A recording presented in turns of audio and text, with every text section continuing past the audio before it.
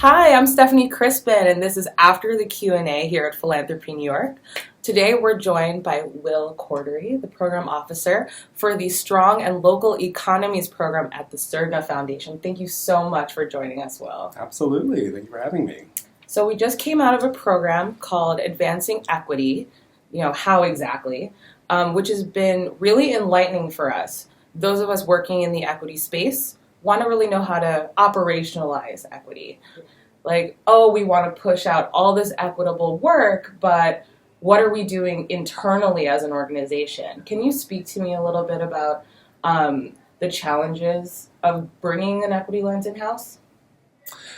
Absolutely. Well, I found that part of the conversation very fascinating. I believe she called it delusional altruism. I think it was interesting because for us at Surdna, we have absolutely been kind of working in this place of pushing to the fringe and understanding better how to get our house in order in an effective way that informs how we move through the world. I also think that's a very messy and difficult space to be in, but it's absolutely about growth. And I think it's very, it's hard to make a decision or to make any type of real tectonic shift around a grant-making strategy that impacts potentially millions of people's lives in communities where we fund without really understanding how your own kind of personal biases or your own kind of personal identities impact that decision that you're about to make.